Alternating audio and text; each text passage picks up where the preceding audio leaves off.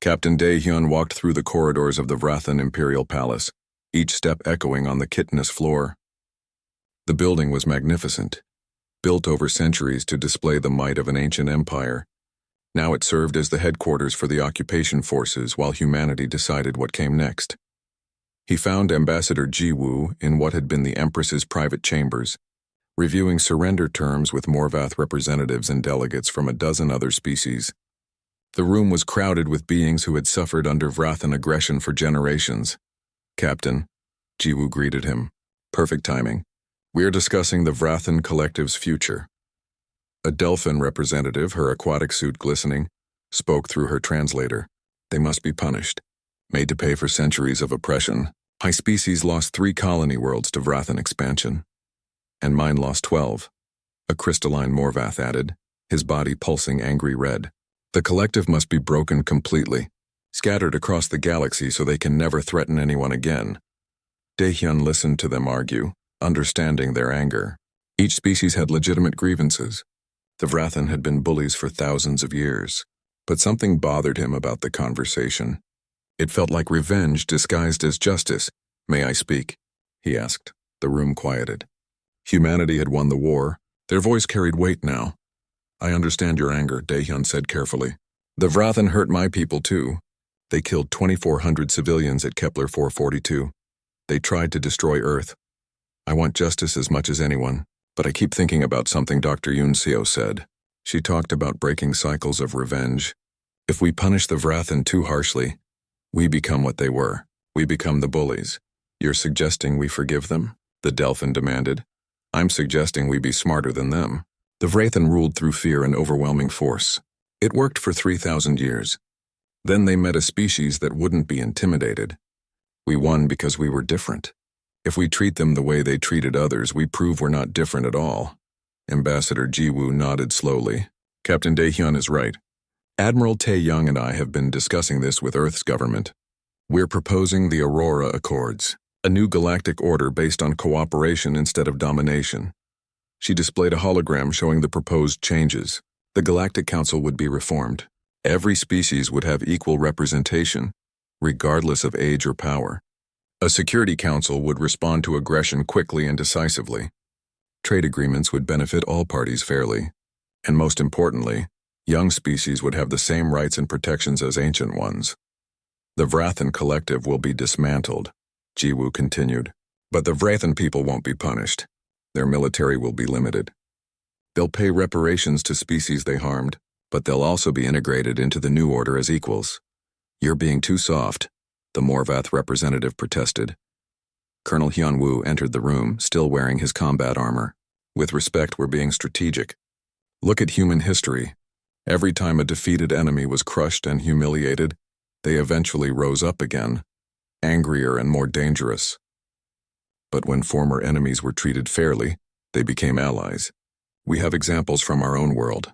Countries that were bitter enemies now work together peacefully. The Vrathan tried to genocide you," someone pointed out. "Yes," Hyun-woo agreed. "And if we'd lost, they would have succeeded. But we won. We have the power to shape what comes next. We can choose revenge or we can choose wisdom. Revenge feels good for a while, but wisdom lasts." The debate continued for hours. Finally, the assembled species voted. The Aurora Accords passed with majority support. The galaxy would try something new. 3 weeks later, in a ceremony broadcast across known space, the Accords were signed. The Vrathan Empress, stripped of her absolute power but allowed to lead her people in the transition, signed first. Then Ambassador Jiwoo representing humanity, then representatives from every major species. Admiral Tae-young watched from the military observation deck. Beside him, Chief Kyung-hee studied the proceedings with her analytical eyes. "Do you think this will work?" Kyung-hee asked. "Honestly, I don't know. We're trying to change how the galaxy operates. Thousands of years of history don't change overnight. But we had to try. Yes, because that's what humans do. We see something wrong and we try to fix it." Tae-young smiled slightly. "The Vrathan thought we'd stay out of their war. They were wrong. And now we're showing them that winning the war was only the beginning." On Vrathan Prime, General Minho oversaw the withdrawal of occupation forces. The city had been damaged in the fighting, but Vrathan workers were already rebuilding. Human engineers worked alongside them, sharing techniques and learning from each other. A young Vrathan worker approached Minho hesitantly. Through a translator device, the insectoid spoke. "General, why are you helping us rebuild? We tried to kill you." Minho looked at the worker, seeing not an enemy but a person trying to survive. "Because the war is over. Your leaders made bad choices, but you didn't. And even if you had, we believe in second chances. Everyone deserves a chance to be better." The worker seemed confused. "That is not how war works. The victors take everything. The defeated suffer. Maybe that's how it used to work. We're trying something different now." Dr. Yoon Seo had returned to Kepler 442, to the space where her research station had been destroyed. Human ships had cleared the debris field and begun constructing a memorial. She floated outside in a spacesuit, watching the work. "It's beautiful," a voice said. Lieutenant Sung Min had accompanied her. His injuries from the Dreadnought battle healed enough for light duty. "They shouldn't have died," Yoon Seo said quietly. "No, they shouldn't have. But because of them, because of what the Vrathan did, we changed the galaxy." That station studied quantum slipstream drives. Now that research is shared freely with every species. The knowledge your colleagues died for will benefit everyone. Is that supposed to make it hurt less? No, nothing makes it hurt less. But maybe it means they didn't die for nothing. The memorial was completed 2 months later, a massive structure orbiting where the station had been, visible from light years away. Engraved on its central pillar were the names of all 2,400 who died. And at the base, the inscription, "They thought we would stay out of their war. We showed them that humanity doesn't ignore injustice. We end it." The ceremony drew beings from across the galaxy. Former Vrathan military officers stood beside human survivors, both groups mourning the waste of war. The Vrathan officers had been young soldiers following orders. Now they understood what those orders had cost. Commander Hana had been promoted to captain and given command of the new patrol ship Reconciliation. Her mission was to help enforce the Aurora Accords, protecting smaller species and mediating disputes before they became wars. Captain Hana, her communications officer, called. "We're receiving a distress signal. A mining colony is being raided by pirates. Set course. Maximum speed." Hana smiled slightly. "Let's go remind the galaxy that humanity still doesn't tolerate bullies." Her ship leaped forward, responding to the call. Other ships joined her. Not just human vessels, but Morvath, reformed Vrathan, and dozens of other species. The new galactic order was working. Not perfectly, but better than before. Lieutenant Sung Min had become an instructor at the Naval Academy, teaching the next generation of pilots. He was a legend now, the pilot who had destroyed a dreadnought single-handedly. But he didn't want students worshipping him as a hero. "War isn't glorious," he told his class. "I got lucky. I survived when I shouldn't have. But thousands didn't. Every time you climb into a fighter cockpit, remember that you're not there to be a hero. You're there to protect people who can't protect themselves. And if you do your job right, you'll never fire a shot." On Earth, Medic Subin published her war logs. The book became required reading in schools, a reminder of what war really cost. She described the wounded, the dying, the soldiers crying for loved ones they'd never see again. It wasn't comfortable reading, but it was necessary. "People need to understand," she wrote in the introduction. "We won the war. We changed the galaxy. But we paid for it in blood and suffering. Never forget that cost. Never let anyone tell you war is easy or glorious. It's hell. A necessary hell sometimes, but always hell." Captain Daehyun finally retired. He had spent 30 years in service, from the first contact wars through the Vrathan conflict. He'd earned his rest. He chose to settle on Kepler 442, helping build the memorial station into a functional research facility once more. Dr. Yoon Seo joined him there. They worked together, teaching new students, conducting research, and remembering. The station became a symbol of both loss and hope. Every scientist who worked there understood that their research was built on sacrifice. Ambassador Ji Woo became the first Secretary General of the reformed Galactic Council. Her office overlooked a courtyard where species from 100 worlds mingled freely. It wasn't perfect. Old prejudices died hard, but it was better. She could see young beings, children of different species, playing together without fear. That's what they had fought for. Not domination, not revenge. Just the simple idea that everyone deserved a chance to live without fear of being crushed by someone stronger. 1 year after the war ended, General Minho stood at the holographic map table, studying the defenses of Vrathan Prime. The insectoid homeworld was protected by 3 defensive rings, each with enough firepower to destroy a fleet. No enemy had reached its surface in 800 years. But no enemy had been human before. The outer ring has automated weapons platforms, Commander Hana explained, highlighting sections of the map. 2,000 of them. They'll fire on anything that comes within range. Can we hack them? Minho asked. Dr. Yunseo thinks so. She's been studying Vrathan computer systems from captured ships. Their security is sophisticated, but it assumes enemies will use brute force attacks. Our approach will be different. Dr. Yunseo joined them, looking tired but determined. Since the destruction of her research station, she had become one of Earth's most valuable intelligence assets. Vrathan computers use quantum encryption. Very secure, but they have a weakness. They assume all users are Vrathan, so they check genetic markers through biometric scanners. If we can fake those markers, we can walk right through their security. And you can do that? Minho asked. I've been doing it for 3 months. That's how our agent Jaewon has stayed hidden in their military command. We gave him a genetic spoof device. As far as their computers know, he's a low-level officer with security clearance. Minho nodded slowly. The plan was insane. Invade the homeworld of an ancient species that had been waging war for millennia. But after they tried to destroy Earth, after 40,000 humans died stopping that planet-killer weapon, there was no turning back. The war had become existential. Either humanity proved they couldn't be pushed around, or they would spend the next 1,000 years looking over their shoulders. How many troops do we need? He asked. Hana pulled up casualty estimates. If we do a conventional invasion, 2 million with estimated losses of 60%. The Vrathan will fight for every meter of their homeworld. And if we don't do it conventionally, then we need your special forces, Colonel Hyenwoo's Marines, and a lot of luck. Colonel Hyenwoo entered the room, his combat armor still scorched from the last battle. His team had captured 15 Vrathan vessels using boarding tactics the Vrathan couldn't counter. Human soldiers were smaller, faster, and far more adaptable than the rigid insectoid warriors. General, Hyenwoo saluted. My teams are ready, but I need to know the objective. Are we there to conquer or to deliver a message? Message, Minho said firmly. We're not conquerors. We're not the Vrathan. We're going to march into the Empress's palace and force her to surrender. Once we have her, the war ends, and if she refuses? Minho's expression darkened. Then we show her the alternative. Agent Jaewon has discovered something. The Vrathan have a doomsday weapon.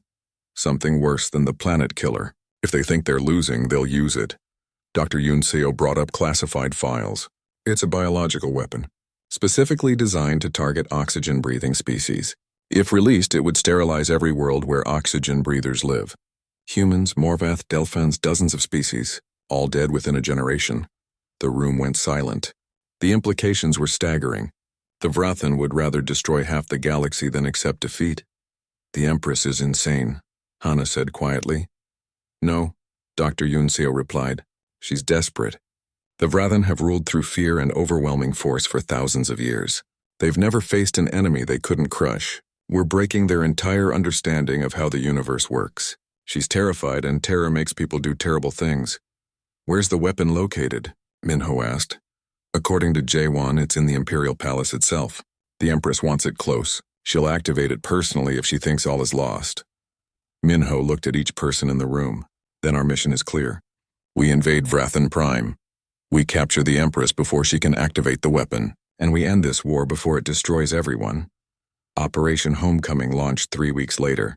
The human fleet approached Vrathan Prime, hundreds of ships carrying the hopes of billions. Ambassador Jiwoo had spent those weeks building a coalition. The Morvath sent their entire surviving fleet. Smaller species, tired of Vrathan bullying, contributed what they could. Even some Vrathan colonies, disgusted by their Empress's actions, quietly provided intelligence. As the fleet exited faster than light travel, they faced the outer defense ring. 2,000 weapons platforms immediately locked on. Dr. Yunseo, Admiral Tae-young called. You're up. From a stealth ship, Yunseo transmitted the genetic spoof codes. The weapons platform's computers scanned the incoming ships, checked the biosignatures, and recognized them as Vrathan vessels returning from patrol.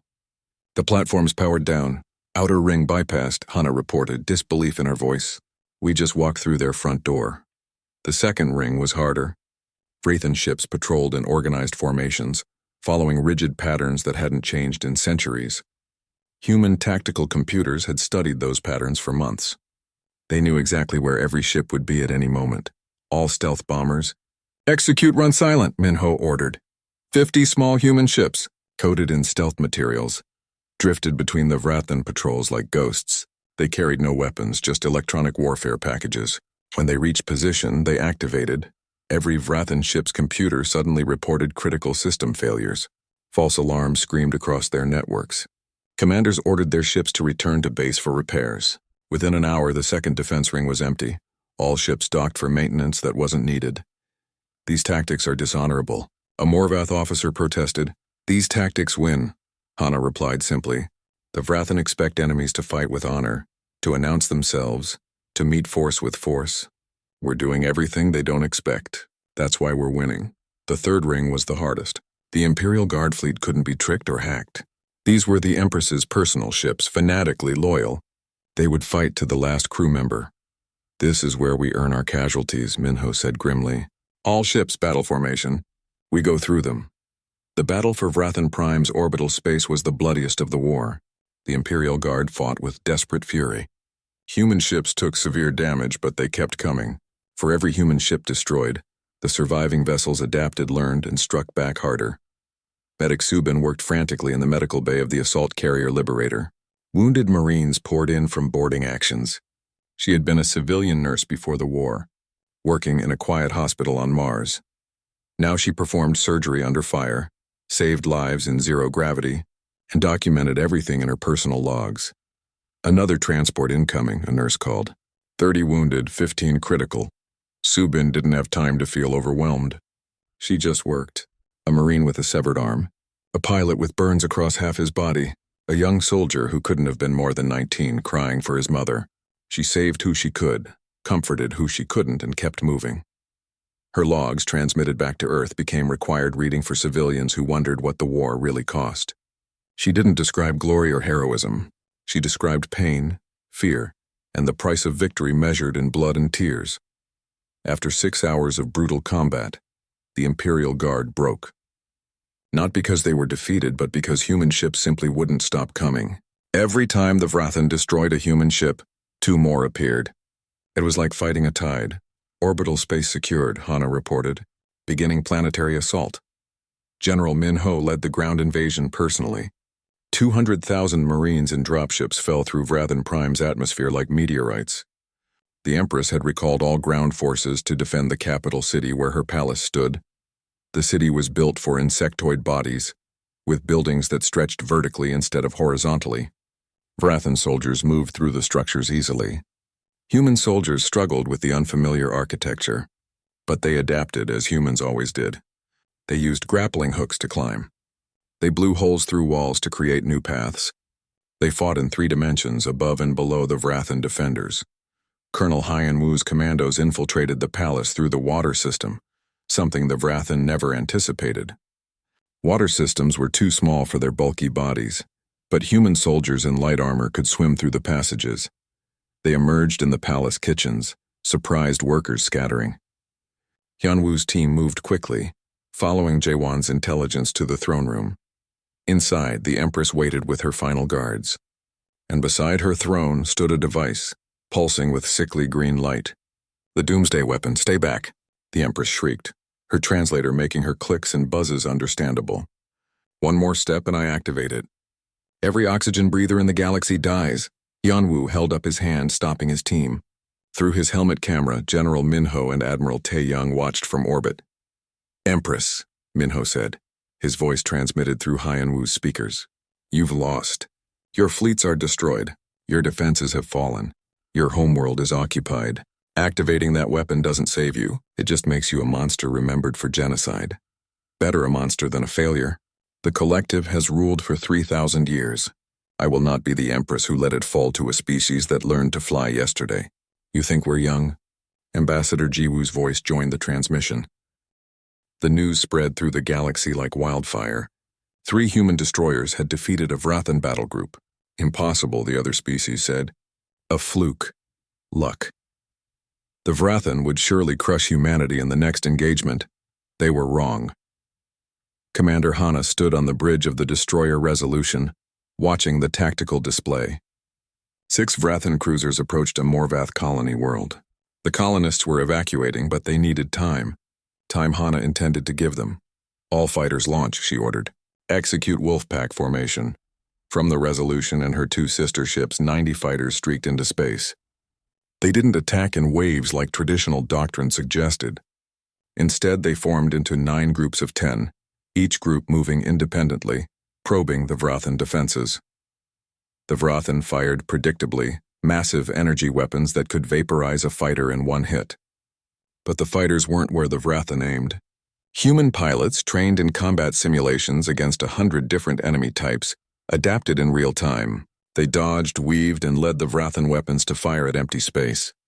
Their targeting computers assume linear movement, Hana explained to her crew. They predict where we'll be based on where we are. But our pilots are trained to move randomly, chaotically. The computers can't predict chaos.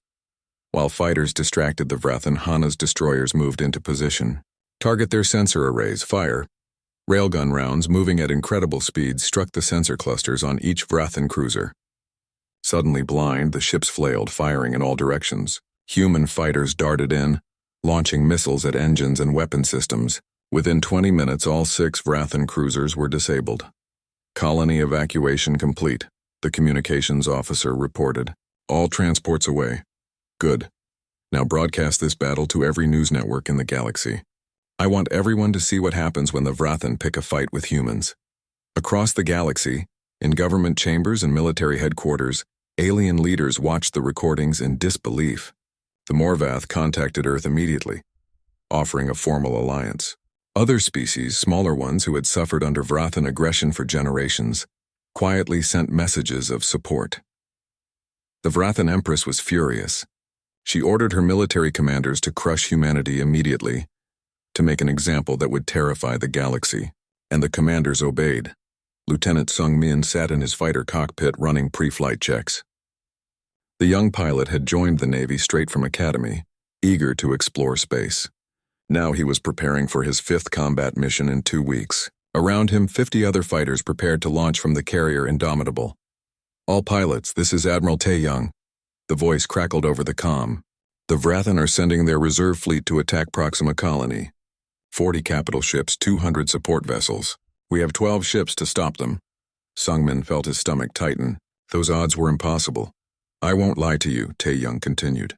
This will be the hardest fight we've faced. But I've studied the Vrathan. They rely on overwhelming force. They've never developed sophisticated point defense because they've never needed it. Their ships are powerful but vulnerable to small, fast attackers. That's where you come in. Fighter wings will strike their command ship. If we can disable their flagship, their fleet will fall into chaos. The Vrathan command structure is rigid. Without the flagship coordinating them, they won't know how to adapt. And if we can't disable it, someone asked, then we ram it, Tae-young said bluntly. 1 fighter, 1 reactor core. Sometimes that's what war requires. The carrier Indomitable shuddered as it exited faster than light travel. The Vrathan fleet waited ahead, dark and menacing. The flagship was a massive dreadnought, twice the size of any human ship. Its weapons could probably destroy the carrier in 3 shots. All fighters launch, the flight commander ordered. Sungmin's fighter shot from the launch tube into space. Immediately, Vrathan weapons fire filled the void. He twisted his controls, diving beneath a plasma bolt that would have vaporized him. Around him, other fighters scattered, each pilot moving independently, making themselves impossible to target. The fighter swarm descended on the Vrathan fleet like angry insects. Missiles streaked toward gun emplacements. Railgun fire punctured armor. The Vrathan tried to swat them away, but for every fighter they destroyed, 5 more slipped through their defenses. Sungmin targeted the dreadnought's bridge section. His missiles launched, but point defense lasers destroyed them. He cursed and came around for another pass. A Vrathan fighter intercepted him, larger and more powerful. They dueled through the debris field, both ships firing and dodging. Human fighters were smaller, more agile. Vrathan fighters had better weapons and armor. It should have been an even match. But Sung Min had been flying since he was 16, had logged thousands of simulation hours. He knew every trick, every maneuver. He led the Vrathan pilot into a debris field, then cut his engines and spun around. The Vrathan shot past him and Sungmin fired point blank into his engines. "One down," he reported, moving back toward the flagship. The battle raged for an hour. Human ships danced around Vrathan firepower, never staying still, always moving. Colonel Hyun-woo led Marine boarding teams onto crippled Vrathan ships, capturing them from within. His special forces had trained for combat in every environment imaginable. Vrathan ship interiors were designed for insectoid bodies, but human soldiers adapted, using their smaller size to move through spaces the Vrathan couldn't defend. "This is Hyun-woo." The colonel's voice came over the command channel. "We've captured the cruiser Vengeance. Vrathan crew surrendered after we disabled their life support, turning the ship's weapons on the flagship now." Sungmin saw the captured cruiser rotate and fire on its own fleet. The Vrathan formation wavered, commanders uncertain how to respond. That moment of hesitation was fatal. "All fighters, final attack," Admiral Tae-young ordered. "Target the flagship reactor housing. If we can't disable it, we destroy it." Sungmin pushed his fighter to maximum speed. Around him, 20 fighters remained from the original 50. They all dove toward the dreadnought's reactor core, visible as a glowing section amid the ship's structure. Vrathan defensive fire intensified. A fighter to Sungmin's left exploded. Another spun out of control, trailing atmosphere. But they kept coming. Sungmin launched his last missiles, then switched to guns. His targeting computer locked onto the reactor housing. His fingers tightened on the trigger. Then his engines took a hit. Power died. His fighter tumbled forward, momentum carrying him directly toward the reactor housing. In that split second, Sungmin made a decision. He fired his maneuvering thrusters, adjusting his trajectory slightly. His fighter would impact the reactor whether he wanted to or not. He might as well make it count. "This is Lieutenant Sungmin. Tell my mom I love her, and tell the Empress humans don't surrender." He ejected at the last possible millisecond. His cockpit shot away as his fighter, carrying a full load of explosives and fuel, slammed into the dreadnought's reactor housing. The explosion tore through the massive ship. Secondary explosions rippled along its length. The flagship broke in half, reactors going critical and dissolved in a ball of white fire. The Vrathan fleet stopped fighting. Without their flagship, without commanders telling them what to do, they simply drifted. Human ships moved in, offering surrender terms. Most accepted. Sungmin's ejection pod was recovered 3 hours later. He was unconscious but alive. When he woke in the medical bay, Admiral Tae-young was waiting. "Lieutenant, that was either the bravest or stupidest thing I've ever seen. Felt stupid at the time." "Sir," Sungmin admitted, "you saved the fleet, saved Proxima Colony. The Vrathan lost their reserve force because of you." Tae-young pinned a medal on Sungmin's hospital gown. "The galaxy is watching us. They need to see that humans don't just fight well. We fight with honor, courage, and complete disregard for the odds. You showed them all of that today." Word of the victory spread. On Earth, people celebrated in the streets. On human colonies, volunteers flooded recruitment centers. But in military headquarters, Chief Kyung-hee studied the strategic map with concern. The old woman had spent 40 years in military intelligence.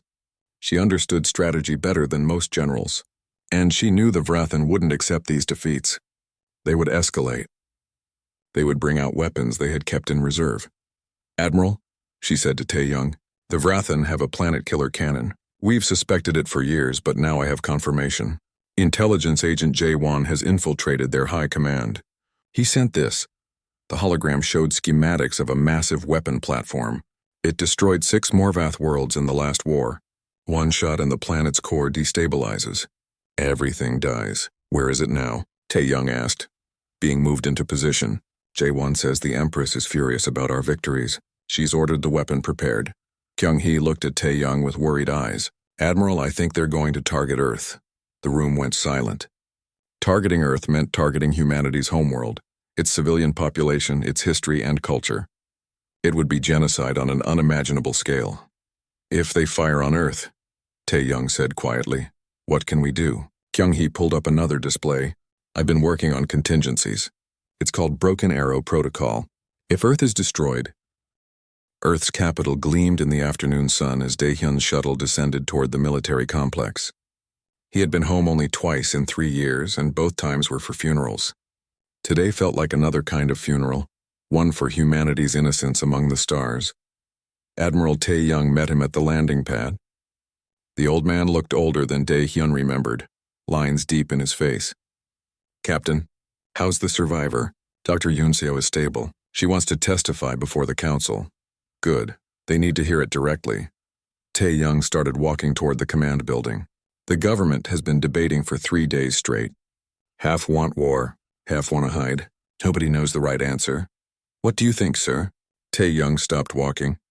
He looked up at the blue sky, so different from the black of space. "I think the Vrathan made a mistake.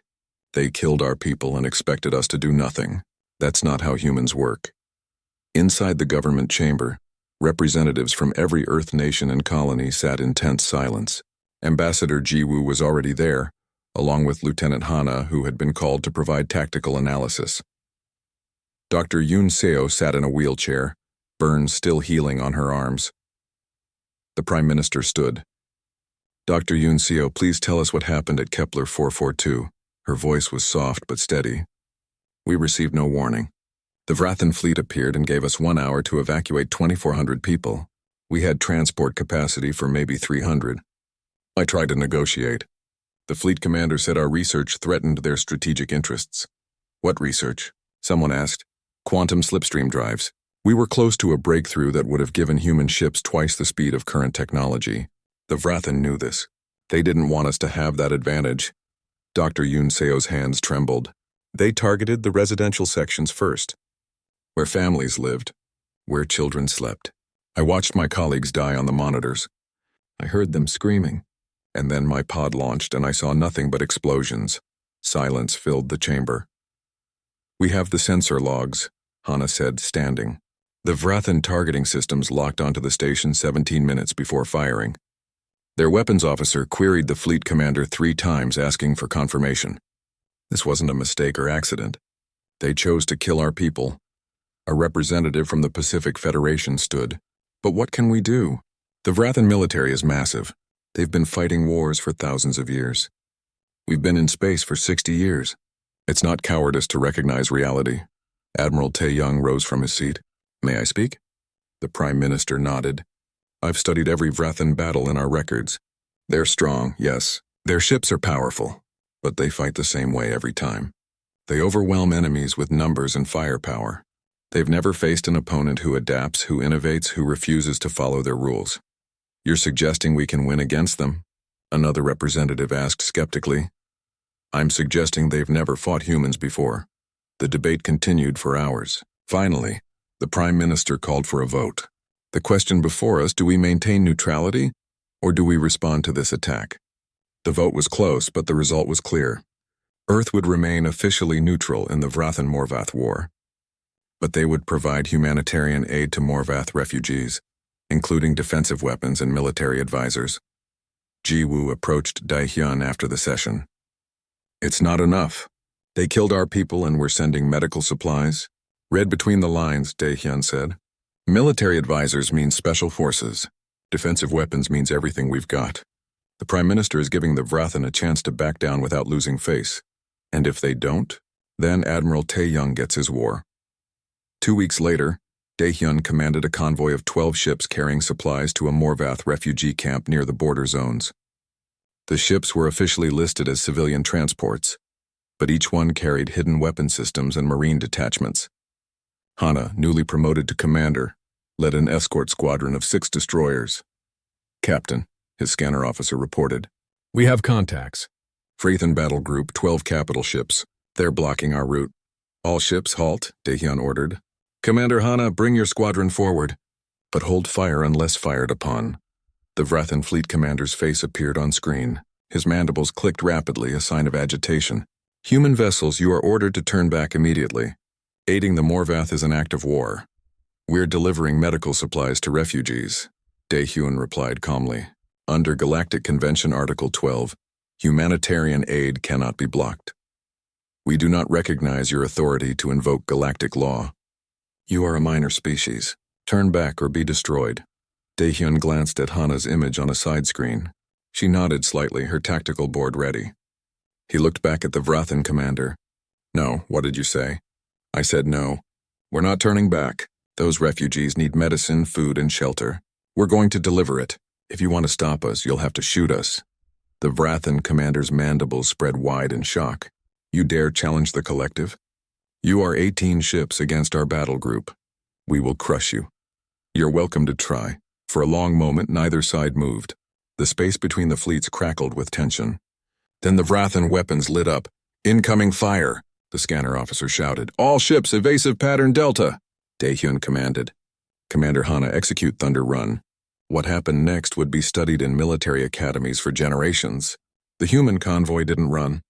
They didn't hide. Instead, they attacked. Hana's destroyer split into 3 groups, each taking unexpected vectors that confused the Vrathan targeting systems. Human fighters, small and fast, swarmed from the transport ships. Missiles streaked through space, but not at the Vrathan ships directly. Instead, they created debris fields that disrupted Vrathan sensors. The Vrathan fired volley after volley, but the humans moved like water, flowing around the attacks. Meanwhile, human railguns targeted specific points on Vrathan ships, not trying to destroy them but disabling their weapons and engines with surgical precision. Their combat doctrine assumes enemies will either flee or fight head-on, Hana explained over the command channel, her voice calm despite the chaos. We're doing neither. Their computers can't predict our movements because we're not following standard combat patterns. A Vrathan battlecruiser exploded as human fighters targeted its reactor cooling systems. Another lost power as railgun rounds severed its main power conduits. The Vrathan fleet commander screamed orders, but his ships couldn't adapt fast enough. 30 minutes after the battle began, it was over. 3 Vrathan capital ships were destroyed. 5 more were crippled. The remaining 4 retreated. The human convoy had lost 2 fighters and sustained minor damage to 1 transport. All ships continue to the refugee camp, Daehyun ordered. And someone record this. I want every detail sent to Earth Command. The refugees, Crystalline Morvath, who pulsed with grateful colors, received their supplies. But Daehyun knew the real impact was elsewhere. News of the battle would spread across the galaxy within hours. Back on Earth, Admiral Tae-young watched the battle recordings with military leaders from every nation. When it ended, he smiled grimly. The Vrathan just made their second mistake. Their first was killing our civilians. Their second was assuming we'd be easy to beat. Admiral, an aide interrupted, we're receiving a transmission from the Vrathan Empress herself. The Empress appeared on screen surrounded by military advisors. Her mandibles clicked in clear anger. Humanity has attacked collective forces. This is an act of war. We demand immediate reparations and withdrawal from all contested zones, or we will consider ourselves in a state of war with Earth. Admiral Tae-young stood.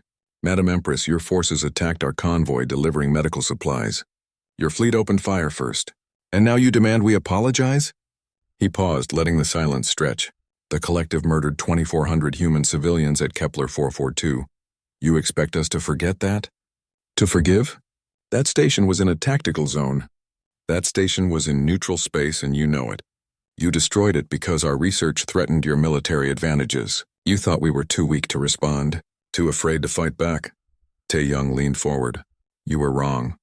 If humanity wants war with the collective, you will have it, and you will learn why ancient species rule the galaxy, while young ones like you serve. We don't serve anyone, Tae-young said quietly. And yes, Empress, if you want war, you'll get one. Earth's 3rd Fleet will deploy to the border within 48 hours. Our carriers, battleships, and strike forces will be positioned to defend not just human interests, but any species the collective decides to bully. You are making a fatal mistake. No, Empress, you made the mistake when you killed our people and expected us to do nothing.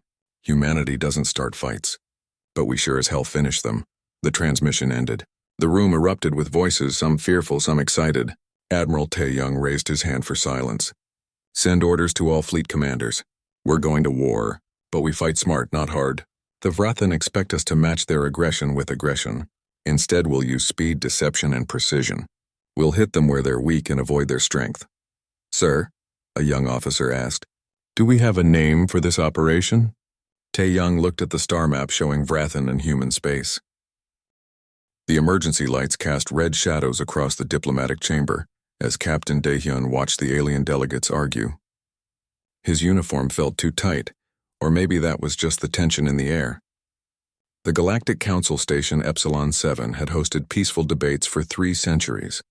But today peace was dying, Across the circular room, the Vrathan ambassador clicked his mandibles in what Dae-hyun had learned was their version of laughter. The insectoid alien stood nearly 8 feet tall, his chitinous armor gleaming under the harsh lights. 6 arms gestured as he spoke, each movement precise and intimidating. The Morvath have stolen what belongs to the collective, the Vrathan said, his translator rendering the clicks and buzzes into flat, emotionless words. They mine our asteroid fields. They claim our territory. This cannot stand. On the opposite side, the Morvath representative pulsed with angry colors, the crystalline being shifted from blue to red, fractures of light dancing across its body. Lies. Those fields were ours for 2,000 years before the Vrathan even learned to fly. Ambassador Jiwoo stood from the human delegation seats. She was young for her position, barely 30, but her voice carried authority. Honored delegates, please.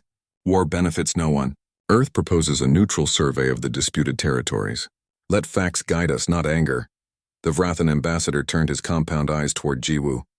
For a long moment he simply stared. Then he clicked his mandibles again. The humans speak. How amusing. Tell me, ambassador, how many wars has your species fought among the stars? We have fought enough wars to know their cost, Jiwoo replied calmly. You have been in space for what? 60 of your years? We have waged war for millennia. The Morvath destroyed 17 of our colony worlds in the last great conflict. Billions dead. And you think words on paper will stop us from reclaiming our honor? Lieutenant Hana, sitting beside Dae-hyun in the observer section, leaned close. He's not even considering negotiation. This is theater. Dae-hyun nodded. Hana had a gift for reading people, human or alien. Her tactical mind saw patterns others missed. Report to the Pioneer's Hope. Tell the crew to prep for emergency departure. You think it's that bad? I think we're watching a war declaration disguised as diplomacy. The debate continued for 3 more hours. Other species tried to mediate. The reptilian Saurics offered trade incentives. The aquatic dolphins proposed a peacekeeping force. Nothing worked. The Vrathan and Morvath had decided on war, and the council could only watch. Finally, the Vrathan ambassador spread all 6 arms wide. The collective has tried peace. We have tried patience no more. As of this moment, we consider ourselves in a state of war with the Morvath dynasty. The chamber erupted. Delegates shouted. Some species immediately declared support for one side or the other. Ancient alliances activated like dominoes falling. Within minutes, the Galactic Council had fractured into 2 armed camps. Jiwoo tried one last time. Please, we can still... Humans should stay out of matters they don't understand, the Vrathan ambassador said, cutting her off. You are children playing in a universe of giants. Go home, hide behind your little yellow star. This war is beyond you. Dae-hyun felt his jaw tighten. He had heard that tone before, during the first contact wars when he was just a lieutenant. Condescension, dismissal. The assumption that humanity was weak, insignificant, forgettable. The meeting dissolved. Delegates rushed for their ships. Dae-hyun found Jiwoo in the corridor outside, her shoulders slumped. I failed. You did everything right, Dae-hyun said. They wanted war. Nothing would have stopped them. Earth is going to order us to stay neutral, I know it. We'll watch millions die and do nothing. Sometimes neutrality is wisdom, and sometimes it's cowardice. Jiwoo looked at him with tired eyes. My grandparents fled the Korean War. They told me stories about nations that stayed neutral while people suffered. I became a diplomat to prevent that. But now, an alarm interrupted them. Red lights flashed along the corridor. Hana's voice crackled over Dae-hyun's communicator. Captain, you need to see this now. They ran to the station's observation deck. Hana stood at the main viewport, her face pale.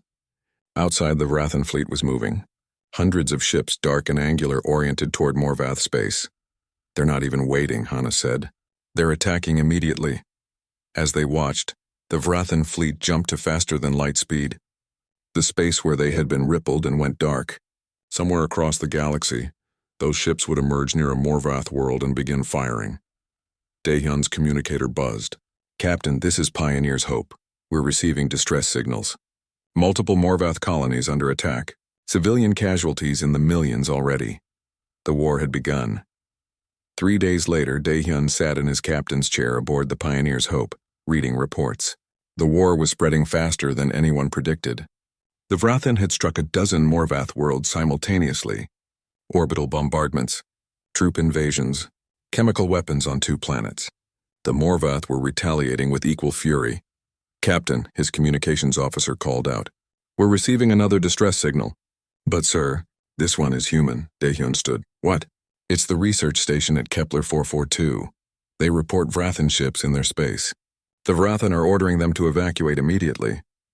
"That station is in neutral territory," Hana said from the tactical station, 20 light-years from the nearest combat zone. "Get them on screen," Daehyun ordered. The main viewer flickered. A woman appeared, middle-aged with fear in her eyes.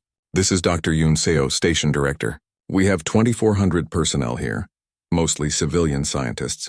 The Vrathan fleet commander says we're in a tactical zone and must leave immediately. But Captain, we can't evacuate that many people in less than an hour. Our transport capacity." The signal cut to static. "Dr. Yoon Seo?" Daehyun called. "Doctor, respond." "Nothing." Hana's fingers flew across her console. "I'm picking up weapons fire." "The Vrathan are—" "Oh God, Captain, they're firing on the station." "How far are we?" Daehyun demanded. 6 hours at maximum speed. "Then we go. Now. Full power to engines." The Pioneer's hope leaped forward, but Daehyun knew they would be too late. He watched the sensor readouts as the research station's power signatures flickered and died. 2,400 people. Scientists studying alien biology, human volunteers trying to understand the galaxy's mysteries. Gone. 4 hours later, they reached Kepler 442. The research station was debris. Twisted metal and frozen bodies tumbled through space.